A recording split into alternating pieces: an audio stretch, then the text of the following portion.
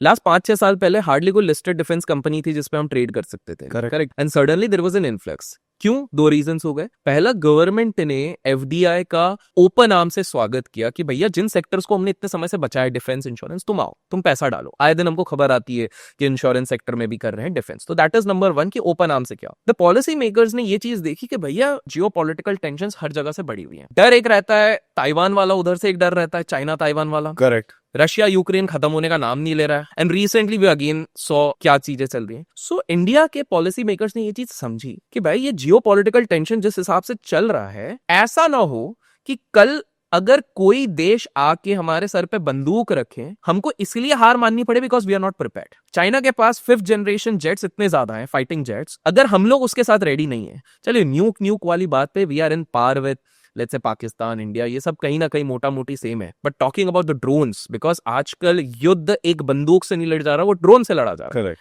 आजकल बैठे बैठे साइबर अटैक से करा जा रहा है। So if you are not prepared, वो प्रॉब्लम होगी। तो कहीं ना कहीं हमारे पॉलिसी मेकर्स डिफेंस पे इतना ज्यादा अटेंशन, जो स्पेंड सब बढ़ गया, बजट में भी देखेंगे जो एलोकेशन होने लग गया है, वो इसलिए भी बढ़ गया है कि भाई इस तरह से अगर हम एलोकेट करना शुरू कर दें तो कहीं ना कहीं ये चीज बढ़ेगा। लेकिन on the other side you just see, political front को छोड़ देते, एम्प्लॉयमेंट फ्रंट से देखते हैं हम कहां से आ रहे हैं। हमारा आज भी मेजर आ रहा है सर्विस एक्सपोर्ट से। 85% हमारा आ रहा है यूएस और यूरोप से, आईटी सर्विसेज की मैं बात कर रहा हूं। सो इसके साथ प्रॉब्लम क्या है कि वहां पे ट्रंप ताऊ बैठ के एक टैरिफ की बात कर देते हैं, या कहीं पर अगर यूएस के मार्केट, बिकॉज 54-55% हमारा वहां से जनरेटेड है, वो कुछ कर देते हैं, रातों रात यहां से लोगों की फायरिंग शुरू हो जाती है। टीसीएस जैसी कंपनी का आपने देखा होगा quarter on quarter, we had never seen कि उनको कभी निकालना पड़े लोगों को प्रोजेक्ट से, उनको निकालना पड़ा। ऑब्वियसली यूएस में there is a different culture because of AI, Microsoft ने 6000-9000 लोगों को निकाला, that's a different story, because we are so dependent at this point of time. क्योंकि जो Y2K हुआ था 2000s में, जो एक बग था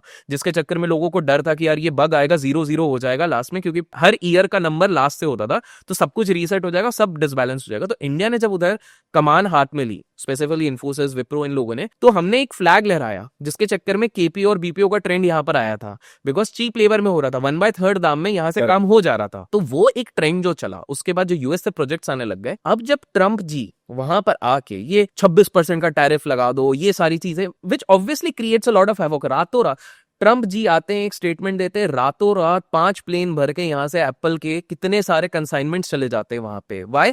पहले हमको ये खुशी थी कि भैया जो भी हो, चाइना को तो परेशान कर रहे हैं, उनका आपने देखा होता, अच्छा 50%, ये 60%, ये 100, मतलब अलग ही चल रहा है। तो हमको पहले खुशी थी कि कुछ नहीं, वहां का सारी चीजें यहाँ पे ट्रांसफर होगी। But what we are seeing is कि एप्पल का मैनेजमेंट भी कहीं ना कहीं रियलाइज कर रहा है कि यार कहीं ना कहीं हमें वो मेड इन अमेरिका वाला कंसेप्ट करना पड़ेगा, अदरवाइज ट्रंप जी परेशान करेंगे।